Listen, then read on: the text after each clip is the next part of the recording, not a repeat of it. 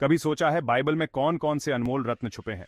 तो चलिए इन्हें मिलकर खोजते हैं। नमस्ते दोस्तों, 8वां पुरुषोत्तम में आपका स्वागत है। आज से हम बाइबल पर एक रोमांचक नई सीरीज शुरू कर रहे हैं।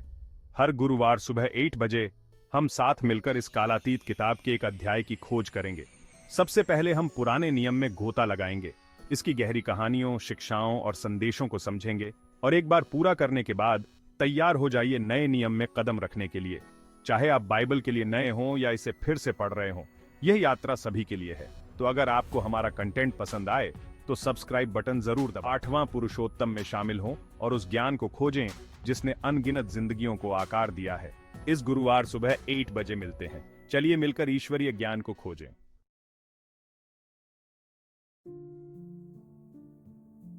शुरुआत। बाइबल पवित्र ग्रंथ है। यह हुमैन भगवान के बारे में बताता है। जेनेसिस इसका पहला अध्याय है। यह सृष्टि की कहानी है। यह हुमैन बताता है कि भगवान ने दुनिया कैसे बनाई। शुरुआत में कुछ नहीं था, सिर्फ अंधेरा था। भगवान ने कहा प्रकाश हो, और प्रकाश हो गया। भगवान ने प्रकाश को अंधेरे से अलग किया। उसने प्रकाश का नाम दिन रखा और अंधेरे का नाम रात रखा। यह पहला दिन था। भगवान ने प्रकाश बनाया। यह बहुत ही सुंदर था। प्रकाश जीवन देता है। यह हुमैन देखने में मदद करता है। भगवान की महिमा। दूसरे दिन भगवान ने आकाश बनाया। आकाश ने अपनी नीली चादर से पूरे विश्व को ढक लिया। सेफ्ट बडालोन ने इस नीली चादर को और भी सुंदर बना दिया। उसने पानी को 2 भागों में बांट दिया। एक भाग ऊपर आकाश में था, जो बदलों के रूप में था, और दूसरा भाग नीचे धरती पर था, जो नदियों, समुद्रों और झीलों में था।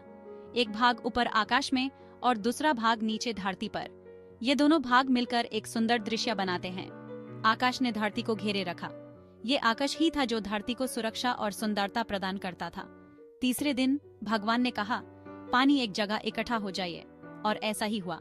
सूखी जमीन दिखाई दी। ये जमीन पहली बार अपनी रूप में आई थी। भगवान ने सूखी जमीन को धरती और पानी को समुद्र कहा। समुद्र की लहरों ने धरती को छूकर उसे जीवन दिया। फिर भगवान ने कहा धरती पर पेड़ पौधे उगें, और ऐसा ही हुआ। छोटे छोटे पौधे धरती से निकालने लगे। धरती पर तरह तरह के पेड़ पौधे उग आए। हर तरह के रंग बिरंज पौधे और वृक्ष धरती को सजाने लगे। उनमें फल और बीज लगे थे। यह फल और बीज जीवन का नया रूप लेकर आए। भगवान ने देखा कि यह अच्छा है। यह सुंदर दृश्य देखकर भगवान को आनंद हुआ, और उसने अपने सृजन पर संतोष व्यक्त किया। 5वें दिन भगवान ने कहा पानी में तरह तरह के जीव जंतु पैदा हों। पानी के नीचे एक नया जीवन शुरू होने वाला था।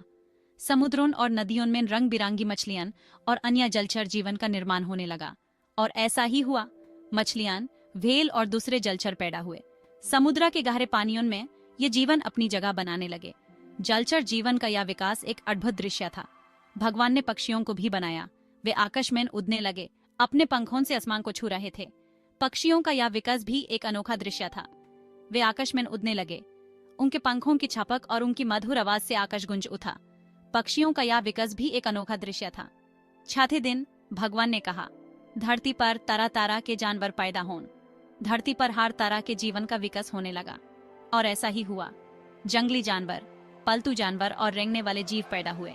वनस्पतियों के बीच ये जीवन अपनी जगह बनाने लगे। प्रकृति के हर कोने में जीवन का विकास होने लगा। फिर भगवान ने कहा अब हम मनुष्य को अपनी प्रतिरूप में बनाइए। मनुष्य का निर्माण एक विशेष योजना के तहत किया गया, और भगवान ने मनुष्य को बनाया। मनुष्य को सोचने, समझने और रचना करने की शक्ति दी गई। उसने मनुष्य को स्त्री और पुरुष बनाया। दोनों को एक दूसरे का साथी बनाया गया, ताकि वे मिलकर जीवन को आगे बढ़ा सकें। भगवान ने मनुष्य को धरती पर राज करने और सभी जीवों की देखभाल करने का अधिकार दिया। मनुष्य को पृथ्वी के सभी जीवों का रक्षक बनाया गया, ताकि वे सभी जीवों के साथ मिलकर जीवन को संरक्षित कर सकें। 4थे दिन भगवान ने कहा दिन और रात को अलग करने के लिए आकाश में ज्योतियां हों, और ऐसा ही हुआ। भगवान ने 2 बड़ी ज्योतियां बनाई। एक बड़ी ज्योति दिन के लिए सूर्य, और एक छोटी ज्योति रात के लिए चांद। उसने तारे भी बनाए। 7वें दिन भगवान ने अपना सारा काम पूरा किया। उसने 7वें दिन आराम किया और उसे आशीर्वाद दिया। उसने इसे एक पवित्र दिन घोषित किया।